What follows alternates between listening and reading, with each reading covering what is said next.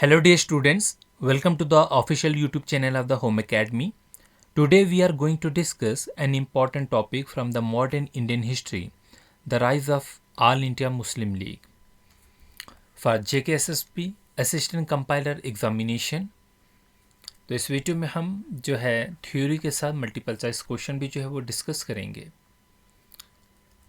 तो आज की इस वीडियो में हम मॉडर्न इंडियन हिस्ट्री के एक बहुत important topic all India Muslim league के बारे में बात करेंगे।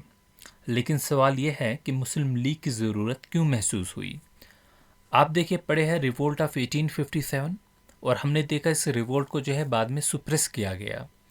इसके अपने मेन लीडर्स भी देखे थे कि बहादुर शाह जफ़र को जो है शहनशाह हिंदुस्तान बनाया गया था और लखनऊ में, कानपुर में और इसके अलावा फैज़ाबाद वगैरह में जो है ज़्यादातर जो लीडर्स देखने को मिले थे वो मुस्लिम लीडर्स थे। एक रीज़न ये था। फिर 1875 में आप देखेंगे कि अलीगढ़ कॉलेज की जो है बुनियाद रखी गई। इसके बारे में भी हम बात करेंगे। 1905 में आपने देखा पार्टीशन ऑफ बंगाल, जो कि हम पहले चीज़ें पढ़ चुके हैं। तो ये सारी चीज़ें जो ये इवेंट्स हुए हैं ये सभी जो है कहीं ना कहीं रीज़न रहते हैं ऑल इंडिया मुस्लिम लीग के बनने के लिए। अब देखिए 1857 की अगर मैं बात करता हूँ, 1857 के रिवोल्ट के बाद ब्रिटिश गवर्नमेंट का मानना था कि मुस्लिम अपराइजिंग के मेन इंस्टिगेटर थे, क्योंकि ज़्यादातर लीडर्स जो थे वो मुस्लिम थे। इस वजह से मुस्लिम कम्युनिटी को एजुकेशन, जॉब्स और एडमिनिस्ट्रेशन में काफ़ी चैलेंजेस फेस करने पड़े आगे आने वाले सालों में, 1857 के बाद के जो साल थे। मुस्लिम लीडर जो थे उन्होंने महसूस किया कि मुस्लिम मेजॉरिटी एरियाज़ में डेवलपमेंट के मामले में बहुत पीछे रह गए हैं। जैसे कि हम बंगाल की बात करते हैं, जो कि एक इम्पॉर्टेंट एग्जांपल भी इसकी है। जो ईस्ट बंगाल था उसमें और असम में जो मुस्लिम मेजॉरिटी एरिया था, और जो वेस्ट बंगाल था उसमें जो है वो हिंदू मेजॉरिटी एरिया था। जो भी कॉलेजेस वगैरह बनते थे वो कलकत्ता वगैरह या यहाँ पर बनते थे, यानी कि वेस्ट पार्ट में। चाहे इंडस्ट्रीज़ की अगर हम बात करें, जो इंडस्ट्रीज़ वगैरह थी वो भी जो है वो वेस्ट पार्ट में ही जो है वो ज़्यादातर जो है वो देखने को मिलती थी। तो ईस्ट बंगाल जो था वो एरिया जो था वो अंडर डेवलप था। वहाँ पर इकोनॉमिक अपॉर्चुनिटीज़ वगैरह जो है नहीं थी, जॉब्स वगैरह जो है वो नहीं थे। तो ये जो है एक रीज़न था ईस्ट और वेस्ट बंगाल के जो है वो पार्टीशन का भी। क्योंकि जब लॉर्ड कर्जन जो है वो 1905 में जो है वो पार्टीशन ऑफ बंगाल करते हैं, तो ईस्ट बंगाल के कई मुसलमानों ने इस डिसीजन का वेलकम भी किया, क्योंकि उन्हें उम्मीद थी कि उनके रीजन में एजुकेशन, एम्प्लॉयमेंट और डेवलपमेंट की नई अपॉर्चुनिटीज़ वगैरह जो है वो आएगी।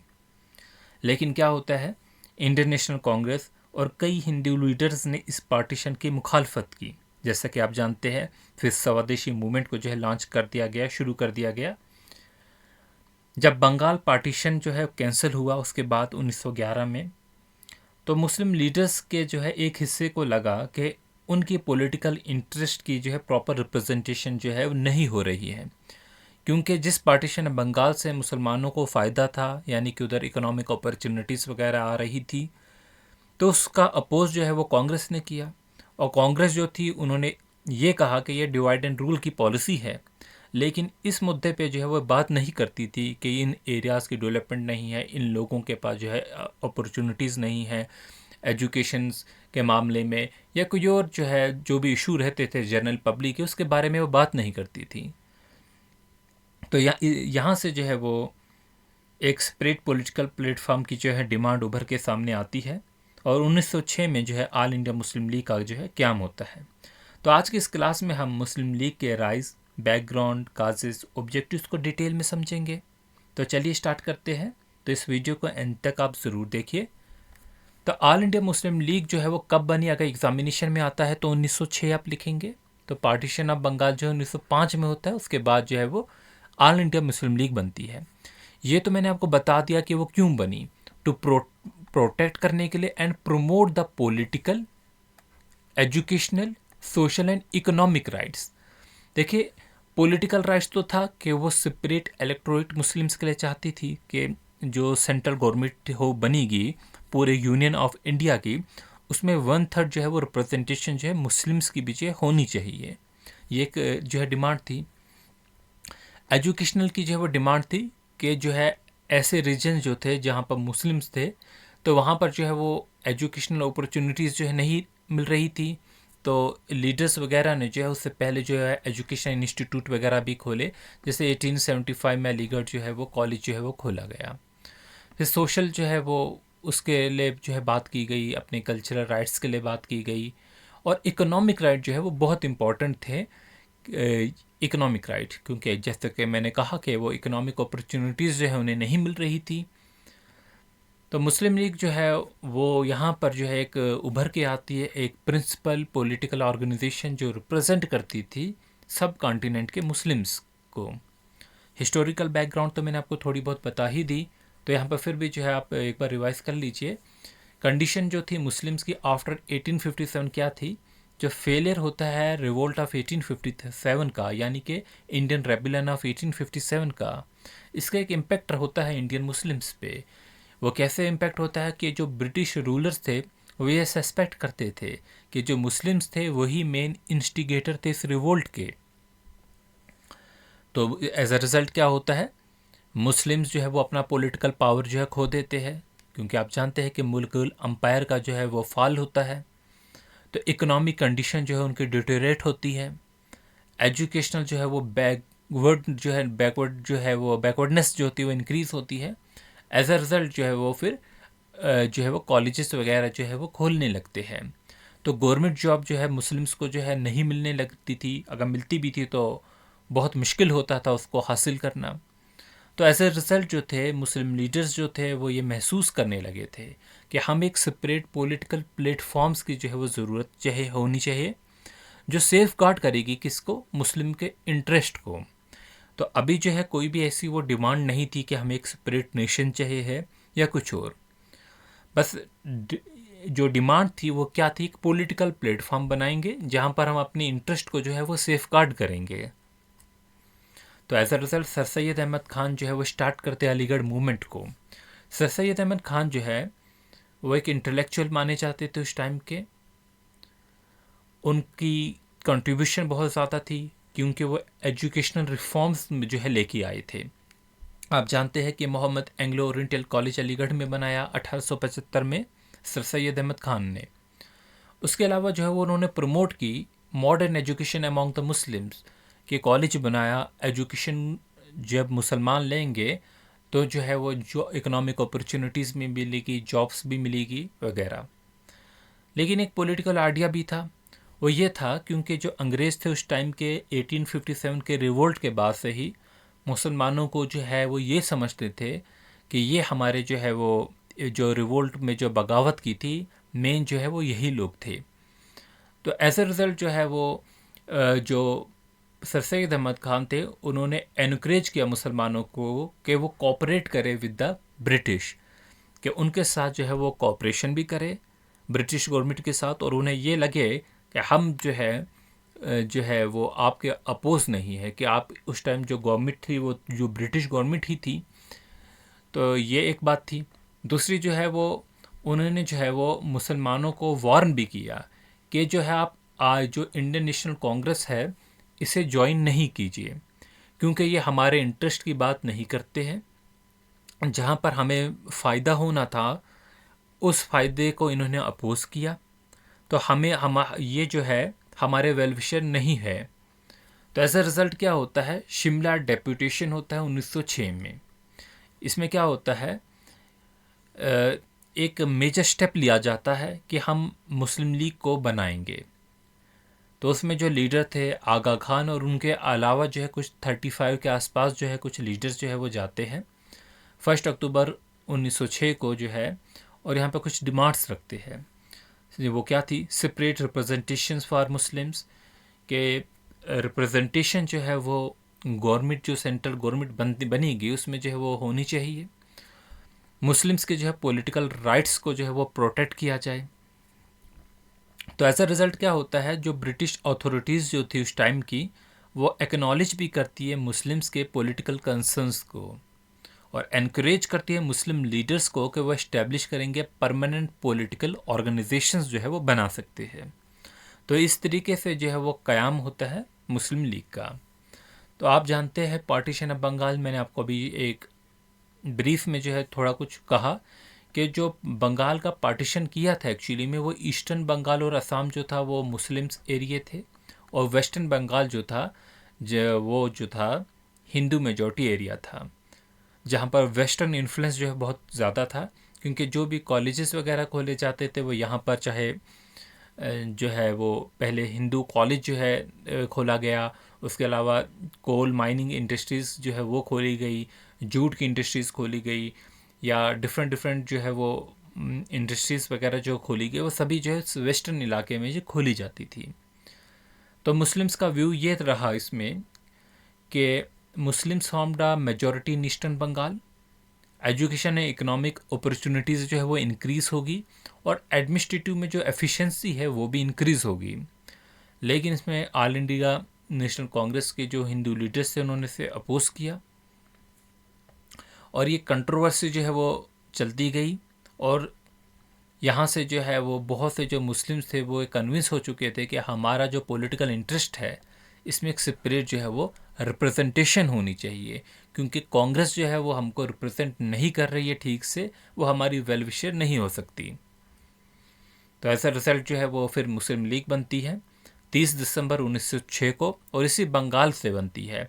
यहाँ पर जो ढाका जो है इस एरिया में, जो आज प्रेजेंट डे बांग्लादेश है, यहाँ के शाहबाग जो है वो वेन्यू था, वहाँ पर जो है मुस्लिम लीग बनती है।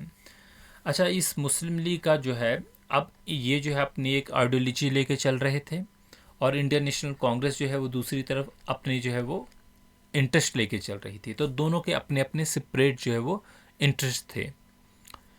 अब यहाँ पर जो है उस टाइम जो मोहम्मद अली जिन्नाह थे वो भी कांग्रेस के ही जो है वो थे, कांग्रेस के ही लीडर थे, और जो है हिंदू मुस्लिम यूनिटी के जो है वो माने जाते थे, उनको उस नज़रिए से देखा जाता था।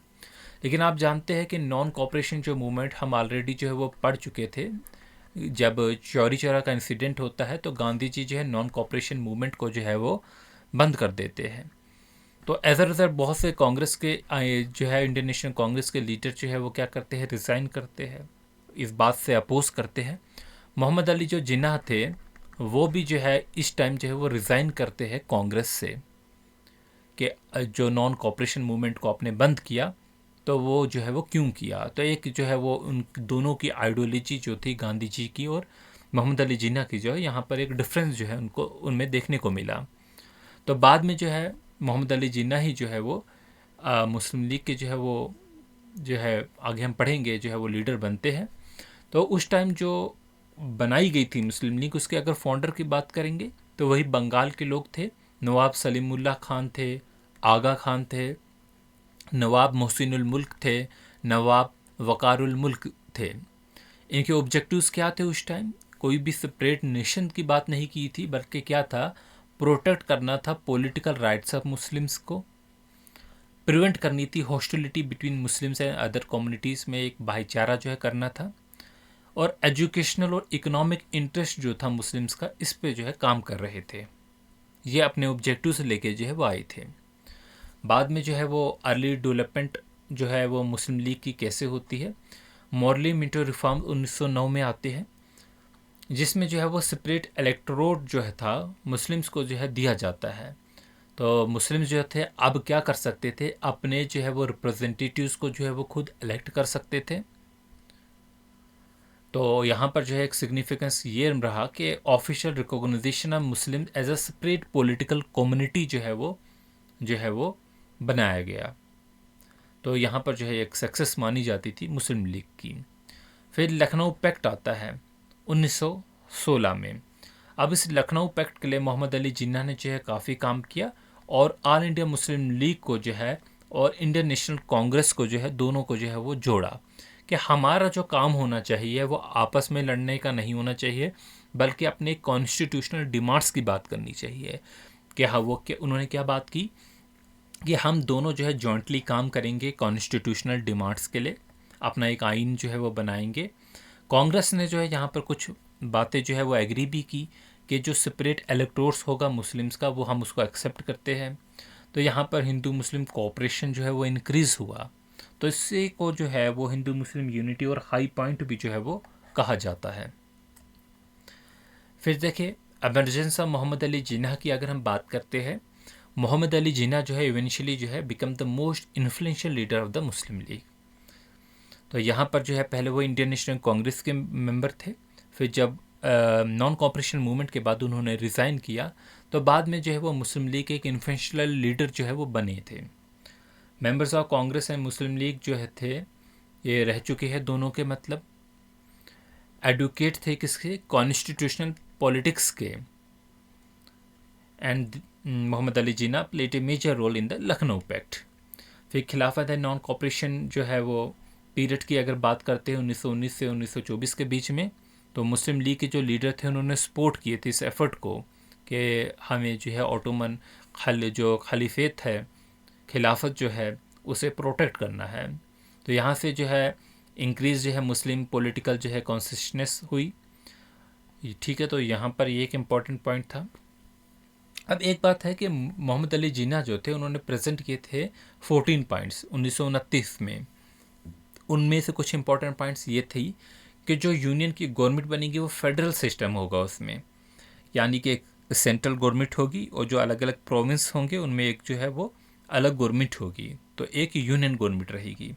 और जो प्रोविंस होंगे प्रोविंशियल ऑटोनॉमी उनको जो है वो दी जाएगी, सेपरेट इलेक्टोरेट्स जो होंगे, और यहाँ पर जो है वो कल्चर जो होगा वो उनका उसका भी जो है वो प्रोटेक्ट किया जाएगा मुस्लिम कल्चर को।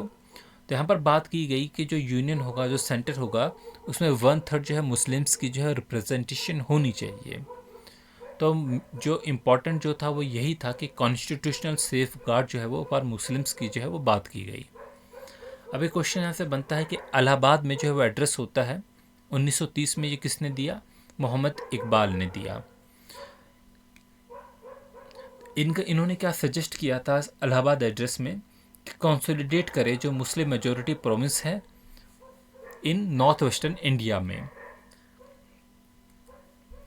अब देखिए राउंड टेबल कॉन्फ्रेंस है, ये 3 राउंड टेबल कॉन्फ्रेंस हुई थी 1930 से 32 के बीच में, और जो मुस्लिम लीग जो थी इन्होंने जो है इसमें पार्टिसिपेट किया था। क्वेश्चन बनते हैं जब हम बाकी कांग्रेस के सेशन पढ़ेंगे या इंडियन नेशनल कांग्रेस को, तब हम इन चीज़ों को पढ़ेंगे कि राउंड टेबल कॉन्फ्रेंस जो थी उसमें जो है मुस्लिम लीग ने जो है वो पार्टिसिपेट किया था, और यहाँ पर जो मुस्लिम ने जो अपनी पॉलिटिकल डिमांड्स रखी थी तो वो भी जो है यहाँ पर उभर के सामने आई। ठीक है, तो फिर गवर्नमेंट ऑफ इंडिया एक्ट आता है 1935 में। अब इंडिया में इलेक्शन भी जो है करवाया गया है इसी एक्ट के तहत। तो यहाँ पर जो है इसके क्या फीचर थे कि प्रोविंशियल ऑटोनॉमी होगी, एक्सपेंड किया इलेक्टोरेट को, तो यहाँ पर नया आइन जो है वो तश्कील किया जाएगा, उसके लिए भी जो है काम किया गया। तो इसी की बेसिस पे जो है 1935 में जो है वो इलेक्शन होता है, और कांग्रेस जो है वो तकरीबन 1100 जो है वो इतनी, इससे एग्जैक्टली नहीं भाई इतनी सीट्स वगैरह होती थी। तो सर जिसमें से 700 कुछ सीटें जो है 736 या एग्जैक्टली क्या पॉइंट था, तो वो जो है वो इंडियन नेशनल कांग्रेस ने जो है जीती। तो टोटल अगर 11 प्रोविंस थे, 11 में से 7 प्रोविंस में जो है वो कांग्रेस जो है जीतती है। मुस्लिम लीग जो है पुअरली परफॉर्म करती है बहुत से रीजन्स में। तो यहाँ पर जो मुस्लिम लीडर्स थे कि इन्होंने जो है ये बहस जो है शुरू कर दी कि मुस्लिम जो इंटरेस्ट था ये जो है वो कांग्रेस की मिनिस्ट्रीज में जो है प्रोटेक्ट नहीं है। तो यहाँ पर जो है फिर जो इस पे जो है वो काम किया गया। फिर मुस्लिम लीग को जो है वो रीऑर्गेनाइज किया गया 1937 के बाद। तो यहाँ पर जो है मेंबरशिप भी बढ़ाई गई, मोबिलाइजेशन जो है वो की गई मुस्लिम्स के अक्रॉस इंडिया, पॉलिटिकल अवेयरनेस जो है लोगों में जो है वो फैलाई गई, और जो है वो पार्टी को स्ट्रेंथ करने के लिए कुछ ऑर्गेनाइजेशंस वगैरह भी जो है बनाई गई, जैसे कि किया जाता है हर पार्टी में। फिर लाहौर रेजोल्यूशन आता है 1940 में, 23 मार्च 1940 को। यहाँ पर जो डिमांड की गई वो ये थी कि जो मुस्लिम मेजॉरिटी रीजन्स है उनको जो है वो ग्रुप बनाकर एक इंडिपेंडेंट स्टेट बनाया जाए। तो यहाँ से जो है मुस्लिम लीग जो है became the leading organisation of the Pakistan movement. बाद में हमने देखा जो है कुछ एक्टिविटीज़ इनकी, ये पब्लिक मीटिंग्स करते थे, पॉलिटिकल कैंपेन होती थी। ठीक है, जब आइन बन रहा था उसमें नेगोशिएशंस की बात जो है वो की गई। तो इलेक्शन होता है फिर बाद में 1945 और 46 में। तो ये इलेक्शन जो है मुस्लिम लीग जो है वो जीतती है, बहुत ज़्यादा सीटें जो है वो जीत जाती है जो है वो सेंटर में। तो यहाँ पर जो है उसके बाद जो है कैबिनेट मिशन प्लान आता है 1946 का, जो ये जो है वो कहता है कि यूनाइटेड इंडिया जो है बनाएंगे थ्रू फेडरल अरेंजमेंट। लेकिन जो है मुस्लिम लीग जो है इसको मानती नहीं है, इसे डिसएग्री करती है और डायरेक्ट एक्शन जो है वो डे जो है वो मनाती है। तो उसके बाद जो है कुछ कॉमनल वायलेंस भी जो है वो होते हैं। माउंटबेटन फिर एक प्लान लेके आते हैं जिसमें वो इंडिया और पाकिस्तान जो है वो इनका जो है पार्टीशन कर देते हैं। तो पाकिस्तान फिर जो है 14 अगस्त 1947 को बनता है। तो यहाँ पर हमने जो है वो जो अभी आपको पॉइंट्स वगैरह बोले, ये सभी आपके एग्जामिनेशन पॉइंट ऑफ व्यू से जो हमने चीज़ों को कवर किया, हमने शॉर्ट में जो है चीज़ें पढ़ी। आप डिटेल में पढ़ना चाहते हो आप हमारी बुक जो है इंडियन हिस्ट्री में ADC जो है वो पढ़ सकते हैं, अमेज़ॉन पे अवेलेबल है। अब कंट्रीब्यूशन की बात करते हैं तो मुस्लिम लीग का वो क्या रहा कि जो है एक तो पॉलिटिकल था, दूसरा एजुकेशनल था, कॉन्स्टिट्यूशनल भी था और नेशनल भी था। पॉलिटिकल की बात करेंगे, क्या कंट्रीब्यूशन था कि मुस्लिम्स के पॉलिटिकल इंटरेस्ट को जो है रिप्रेजेंट कर रहे थे। जो आइन था उसके लिए जो है नेगोशिएशन भी की। एजुकेशन की बात की करेंगे तो एनकरेज किया एजुकेशनल एडवांसमेंट को, मॉडर्न लर्निंग को जो है वो प्रमोट किया गया। कॉन्स्टिट्यूशनल बात करेंगे तो सेपरेट इलेक्टोरेट्स के बारे में बात की गई, माइनॉरिटी राइट्स को प्रोटेक्ट करने के लिए बात की गई। नेशनल की बात करेंगे तो पाकिस्तान मूवमेंट जो है इन्होंने स्टार्ट की और जो है फाइनली जो है वो सेंट्रल रोल रहा इनका क्रिएशन ऑफ पाकिस्तान में। तो सबसे पहले हमने देखा रिवोल्ट ऑफ 1857। उसके बाद जो है वो मुस्लिम्स की कंडीशन कैसी हुई। 1875 में अलीगढ़ कॉलेज बनता है, 1905 में पार्टीशन ऑफ बंगाल बनता है और इसी के बाद जो है वो फिर मुस्लिम लीग जो है वो बनती है। 1909 में पार्लियामेंट्री रिफॉर्म्स आते हैं। 100 में जो है 1916 में जो लखनऊ पैक्ट साइन किया जाता है। 29 में जो है जिन्ना के 14 पॉइंट्स जो है आते हैं। 1930 में जो है लामा इकबाल जो है इलाहाबाद में एड्रेस करते हैं। 1935 में गवर्नमेंट ऑफ इंडिया एक्ट आता है और 37 में जो है वो प्रोविंशनल जो है वो इलेक्शंस होते हैं। 1940 में लाहौर रेजोल्यूशन आता है। 45 से 46 के बीच में इलेक्शन कराया जाता है और 47 में जो है क्रिएशन ऑफ पाकिस्तान होता है। अब कुछ MCQs। मुस्लिम लीग कब बनी? 30 दिसंबर 1906 को। कहाँ पर जो है वो बनती? पहली जो है इनकी फाउंडेशन के लिए मीटिंग होती है ढाका में। तो नवाब सलीमुल्लाह खान जो थे इनका जो है एक रोल था इसकी एस्टेब्लिशमेंट में। आगा खान जो थे वो फर्स्ट जो है वो परमानेंट प्रेसिडेंट जो है बनते हैं। सेपरेट इलेक्टोरेट जो थे वो किसके ज़रिए आती है? पार्लियामेंट्री रिफॉर्म जो 1909 में आते हैं। लखनऊ पैक्ट 1916 में साइन किया गया। जिन्ना के 14 जो है पॉइंट्स जो थे वो कब प्रेजेंट किए गए? 1929 में। अल्लामा इकबाल ने डिलीवर किया इलाहाबाद एड्रेस कब? 1930 में। लाहौर रेजोल्यूशन जो है कब अडॉप्ट किया गया? 23 मार्च 1940 को। पाकिस्तान जो है कब एमर्ज होता है? 14 अगस्त 1947 में। दो सेपरेट कंट्रीज बनती है, एक इंडिया बनता है 15 अगस्त को और एक पाकिस्तान बनती है 14 अगस्त को। कुछ MCQs है। The all India Muslim League was founded इन, तो अभी हमने देखा 1906 में। मुस्लिम लीग वाज फाउंडेड एट, कहाँ पर बनती है? ढाका में। Separate electorates were introduced under parliamentary reforms. Lahore resolution was passed in, कब जो है वो पास होता है? 1940 में। आंसर मैच कीजिए। चलिए next question. Consider the following statements. 3 statements दी गई है। Muslim League was founded in 1906, ठीक है। फाउंडेड एट ढाका, ठीक है। Initial objective was creation of Pakistan, नहीं। हमने देखा कि इनिशियल ऑब्जेक्टिव जो है वो ये नहीं था, बाद में जो है ये ऑब्जेक्टिव बना। क्वेश्चन नंबर 2 है Lucknow pact was signed in 1916, ठीक है। Congress accepted the separate electorates, ठीक है। Muslim League and Congress cooperated during the pact, तो ठीक है। तो इसमें हमने देखा कि तीनों स्टेटमेंट ठीक है। Answer D. तो अगर आप जो है अभी तक हमारे YouTube चैनल को सब्सक्राइब नहीं किया है तो फ्री वीडियो लेक्चर्स के लिए आप सब्सक्राइब करेंगे। हमारी वेबसाइट पे विजिट कर सकते हैं www.homeacademy.in पे, जहाँ पर आप स्टडी मटेरियल जो है वो पढ़ सकते हैं, रीड कर सकते हैं। और अगर आप बुक्स वगैरह लेना चाहते हैं तो आप जो है अमेज़ोन पे जाकर जो है हमारी बुक्स जो है वो लेंगे, होम एकेडमी की बुक्स, और प्रैक्टिस भी कर सकते हैं, या तो आप किंडल पे जो है वो रीड भी कर सकते हैं। प्रीवियस ईयर क्वेश्चन पेपर भी वगैरह भी जो है प्रैक्टिस कर सकते हैं। हमें social media Facebook, YouTube, Instagram, Telegram, Twitter और थ्रेड्स पे जो है फॉलो कर सकते हैं। Thanks for watching. Wish you good luck.